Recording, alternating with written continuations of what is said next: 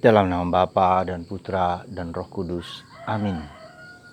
Allah Bapa di surga, kami mengucap syukur dan terima kasih bahwa kami menjadi orang Kristen, orang Katolik, berkat darah para martir.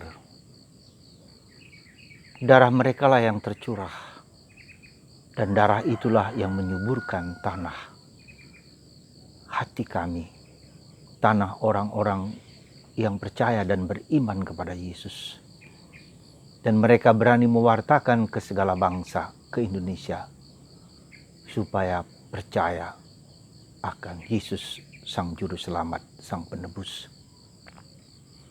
Berkatilah bangsa kami ya Bapa, demi Kristus Tuhan dan pengantara kami. Amin. Para saudara, hari ini kita gereja merayakan Beato Dionysius dan Redemptus, seorang Karmelit yang mati dibunuh di Aceh untuk mewartakan kabar gembira. Dan saya ingat pesta martir atau peringatan martir kedua martir ini mengingatkan saya juga akan banyak martir-martir yang tanpa digelari kudus telah tersebar, telah menyebar, telah mengorbankan nyawa dan hidupnya, seperti Sanjaya, Romo Sanjaya, dan banyak romo-romo yang lain, dan siapa saja awam yang berani mewartakan Kristus. Kemarin beberapa hari yang lalu kita mendengar, kita melihat 4 orang Kristen yang digorok, dipenggal kepalanya dan dibakar dengan kejam dan keji. Mudah-mudahan mereka juga karena iman akan Kristus, sehingga darah mereka tercurah tidak cuma-cuma, dan orang menjadi mengerti siapa Yesus itu. Apa arti konsekuensi beriman pada Yesus itu, sampai menumpahkan darah. Saudaraku yang terkasih dalam Kristus, itulah salah satu konsekuensi dari iman yang sungguh-sungguh. Iman bukanlah sekedar, iman akan Yesus bukanlah sekedar suatu upacara ritual, upacara liturgi, upacara doa-doa belaka, tetapi suatu pernyataan bahwa yang benar Tuhan Yesus yang sungguh-sungguh penyelamat dan penebus kita. Dan dalam perjanjian lama, dalam bacaan pertama hari ini kitab Yesaya, bahwa sudah dinubuatkan. Jadi seluruh karya keselamatan Yesus itu sudah dinubuatkan dalam perjanjian lama. Bahkan itu sudah direncanakan oleh Allah sebelum dunia diciptakan. Jadi Tuhan Yesus, Allah Bapa telah merencanakan keselamatan itu dalam putranya, dan karya keselamatan itu bagi seluruh manusia, dan kita ya dipredestinasikan dalam bahasa Kristen, tapi sudah ditentukan untuk menjadi kudus, tak bercela, ya, supaya sampai ke sana. Dan ini suatu rencana yang luar biasa, dan itu terpenuhi di dalam Injil hari ini juga, bahwa mengatakan, Yesus mengatakan, para nabi, orang-orang perjanjian lama rindu bertemu dengan aku. Maka kamu para rasul, berbahagialah kamu yang telah mendengar, melihat, merasakan kehadiranku. Dan kita juga sebagai orang beriman, orang Kristen juga bersyukur dan berterima kasih kita beriman kepada Dia, Sang Penyelamat, Sang Penebus. Ya. Kita sungguh-sungguh bersyukur dan berterima kasih. Nah, karena itulah maka iman yang kita miliki akan Yesus itu adalah iman yang benar, iman yang teruji, iman yang memang sungguh-sungguh direncanakan Allah bagi kita semua manusia. Iman supaya kita selamat dan kita membagikan itu kepada orang lain. Dan itulah konsekuensinya, darah, nyawa. Maka orang berani mengorbankan dirinya, nyawanya, karena Kristus tanpa takut. Karena kehidupan bukan hanya di dunia ini tetapi di akhir. Ya. Kehidupan abadi, kekekalan. Saudara, mungkin gampang apa yang saya katakan, tetapi tidak mudah. Karena itulah maka kita mungkin kita tidak perlu menjadi martir-martir yang dipenggal kepalanya, tetapi martir dalam arti bahwa kita berani mengorbankan ego kita. Ya, kita berani mengalahkan serangan-serangan, dorongan-dorongan nafsu-nafsu yang menggocok hidup kita. Ya, kita hidup asketis, ya, katakanlah begitu.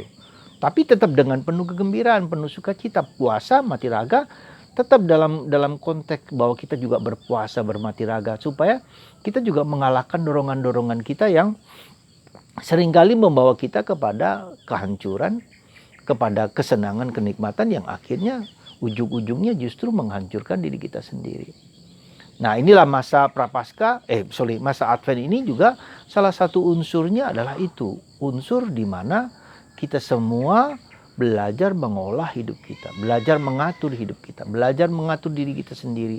Ya, supaya pikiran kita, supaya perasaan kita, supaya faktor fisik, faktor metafisika, faktor bawah sadar ini dan kemudian Roh Kudus menjadi sadar, menjadi lebih peka, lebih tajam, supaya kita pada akhirnya dapat merasakan dan mengalami karya Tuhan yang hidup, yang bekerja, yang nyata di dalam hidup kita masing-masing. Para saudara, maka mari kita mohon rahmat supaya kita berani mengakui iman yang kita miliki itu adalah iman yang sungguh-sungguh harus memancarkan kehidupan dan kesaksian akan Kristus Yesus. Semoga Anda dan saya dan kita semua hari ini diajak untuk hal tersebut. Jadi sekali lagi, iman kita adalah iman yang membutuhkan pengorbanan dengan sukacita, dengan kegembiraan, dengan keikhlasan. Yaitu berani mengatur dorongan-dorongan diri sendiri, self-knowledge, pengenalan diri kita yang mengarahkan pada sesuatu yang bukan Allah. Kita kalahkan itu. Itu juga sifat kemartiran. Jadi kenapa saya katakan demikian? Karena kita di zaman ini sulit sekali, jujur kalau dikatakan sulit sekali kita mengendalikan di zaman hedonisme, konsumerisme dan individualisme ini sulit sekali kita mengolah diri kita, mengatur diri kita, berpuasa, bermati raga, sangat-sangat sulit. Ya, maka kita mulai dari yang kecil-kecil, ya, dan hal tersebut merupakan suatu bentuk kemartiran dalam tanda petik, ya, supaya kita tidak dikuasai oleh dorongan-dorongan nafsu manusiawi kita. Itu yang pertama, kemartiran. Yang martiran yang kedua adalah berani mengakui iman kita kepada siapapun dimanapun, bahwa saya adalah pengikut Yesus, ya, bahwa saya juga adalah mengimani Yesus sang juru selamat dan penebus yang membahagiakan saya, tentu dengan kesaksian hidup yang penuh sukacita, juga memberikan kasih kepada orang lain. Beberapa hari yang lalu saya ketemu dengan seorang Kristen, seorang ibu yang tinggal di daerah mayoritas Muslim, dan suaminya adalah Kristen dulu dan menjadi lurah di tempat itu. Bayangkan, ya. Dan orang ini terkenal, suaminya yang jadi lurah itu sudah meninggal, terkenal sekali dengan pengabdian dan pelayanan. Ya, maka ketika Natal semua orang Islam datang dan berkumpul, dan sampai sekarang ibu itu juga, ya, bersatu dengan umat di sekitar. Ketika ada kematian di tetangga, dia datang, dia masak, dia membantu, dia menyatu ke dalam kehidupan masyarakat. Sungguh luar biasa. Ya, di tempat itu hanya dia yang Kristen, tetapi dia menyatu dengan umat dan diterima oleh umat, dihargai.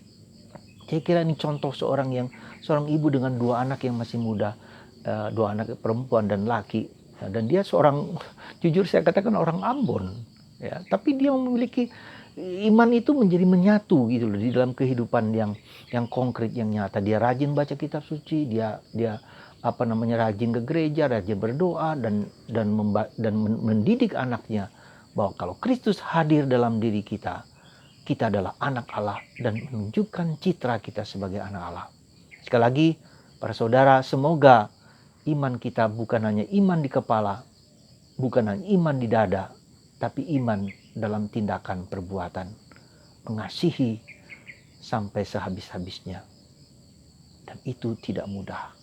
Di saat sekarang dibutuhkan hal tersebut, dengan kita lebih dulu berani berkorban, mengatasi ego kita. Tuhan memberkati Anda semua. Allah Bapa di surga, lewat tangan hamba-Mu ini, curahkan rahmat-Mu kepada anak-anak-Mu yang ada dimanapun juga, yang mendengarkan firman dan renungan ini. Semoga jiwa mereka, jiwa Beato Dionysius dan Redemptus, membawa Kristus kepada orang lain dan membawa orang lain kepada Kristus lewat hidup, kata-kata, tindakan kita semua. Berkat Tuhan melimpah dalam diri Anda, dan bagi yang sakit disembuhkan dan dikuatkan dalam nama Bapa dan Putra dan Roh Kudus. Amin.